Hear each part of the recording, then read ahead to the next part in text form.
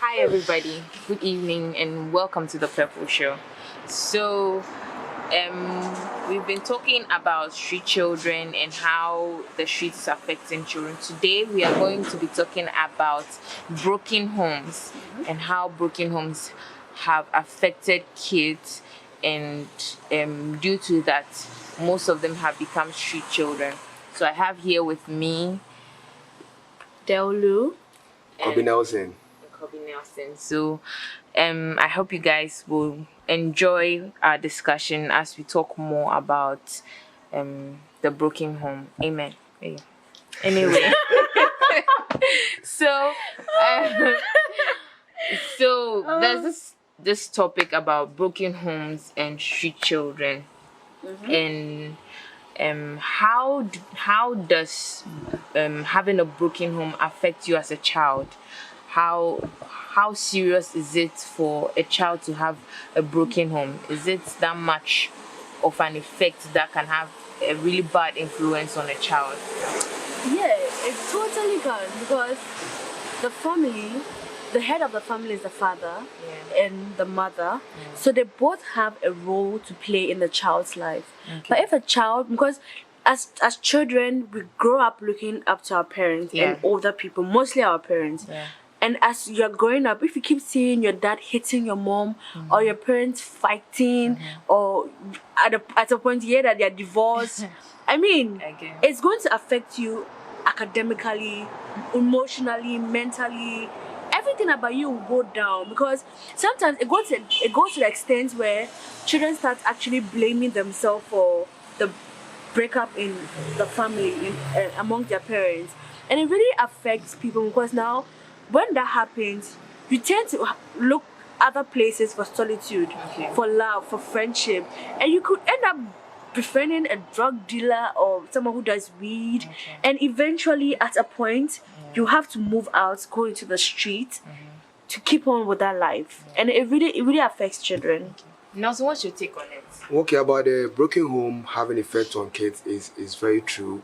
Where we have the cases whereby like the kids are no longer with both parents. Yeah. So like here lies the case, like he's visiting the father today, tomorrow he's with the mom, and he always use that as a means to give excuse. Yeah. Also because the parents are no more in contact. So whatever happens, it's like, oh, I'm going to visit my mom, no problem. Oh, I'm going to visit my dad, no problem. But maybe the child is somewhere else. So whenever there's broken home, there's supervision over there, like the absence of a father and the mother together create like a whole lot of problem on the child. He ends up, because he realizes that the parents are no longer the only teacher teaching the child. Yeah. The street becomes another teacher teaching the child what they are supposed to learn. Yeah. Because all the time they are with their friends, and most of these friends are also as a similar, like they are the same group. They also come from broken homes. Yeah. And they find like one of the things that cause this kind of broken homes. See, let's talk about these financial difficulties as well. Yeah. Whereby like both parents were not able to finance themselves. That's why they divorced. Okay, they are separated. Now this child happens to be with his friends who they have some way of making quick money by being involved in mates or something, like they want to be a mate for a church or something as a means of, like we went for a survey at Ashanti. We realized that most of the kids over there, that as a result of broken home, find out that being on the street working as a mate is the best way to survive. Do you get it? And it has affected most of the kids. It has affected them. They don't even want to go back to school anymore. Once a child is able to start making money, to see money, the ability and the desire to go back to school is no longer there. And I think the issue of broken home needs to be addressed very, very well. Like parents need to come together. Though it's okay, you are no longer you can't be together, but the child must be a priority. That's true. A way by which the two of you can make sure the child is not being sent back to the street because the two of you are no longer together. Yeah. So would you actually really blame parents for the fact that their children end up in the streets? Because take for example a family where the child has everything. Your parents take care of you, but the only problem here is that they are not around. Your father lives somewhere and your mom is also always busy, moving up and down, business, work. So she doesn't really have time for you. Because I know a child like that, where his father was staying outside the country and his mother used to live with him, but she never had time for him. She was always going to work, busy. But anytime he picks the phone to call the the mom is always willing to listen to him and everything. But it seems that that wasn't enough for him. So because of that, he started attaching himself to other people, other friends, other ways of life, and eventually he ended up moving away from home, staying on the streets with his other friends in a very shitty place. But to him, he preferred that. So do you think that it's the fault of the parents? Is it the parents that are causing these children to be in the streets? Is it their fault? Yeah, totally. It's totally their fault. I think parenting in this generation, we failed. Okay. We failed because we end up saying that, oh, we are struggling for our children. We are working hard because of our children. Meanwhile, these children, we are not getting time for them. We don't pay much attention to them. You leave them in their rooms to do whatever they are doing. There was this case about this internet frauding, whereby the parents thought the child was always in their room. No, as he was in the room with his laptop, he's doing something else.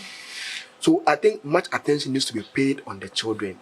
No matter how busy you are, I think your child should be a main priority to you. Growing up, that's what I felt from my parents. Like I was their main priority, and I still feel it at this age. So I think parenting is something that we need to address it.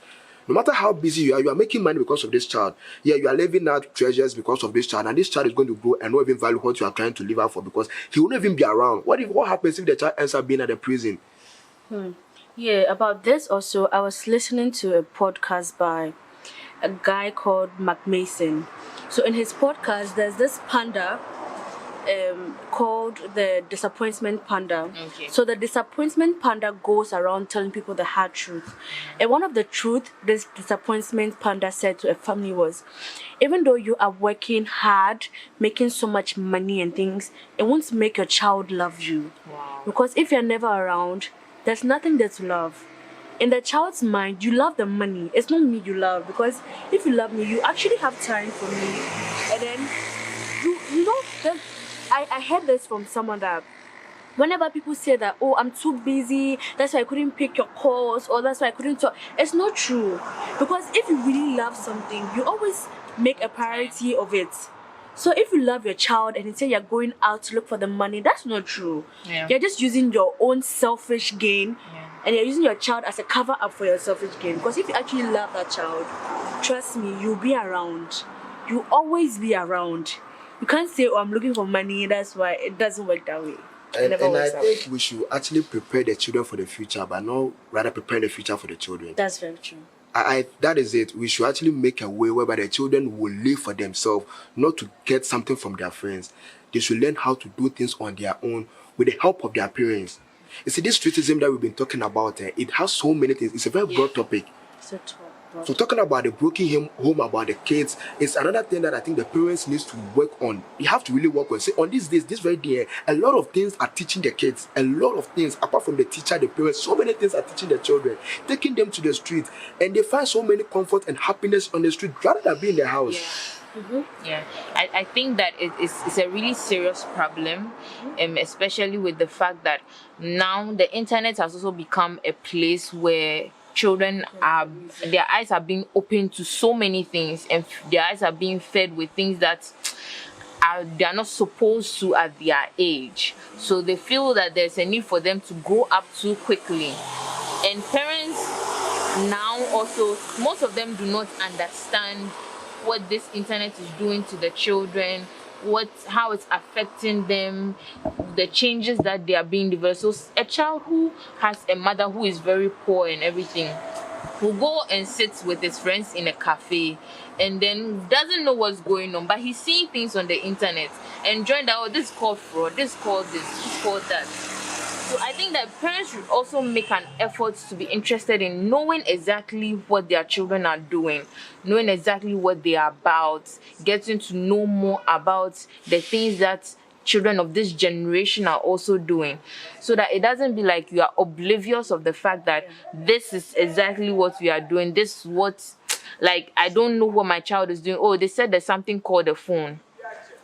There's something called a phone, there's something called this and that. So I think parents should also really pay attention to their children. So before we end, I just want us to just give a 2 minutes wrap up on what advice will you give to parents? What advice will you give to the children out there on what's going on in their lives and how to be able to maintain and be, how do I say it, active in life and have a focus. Okay.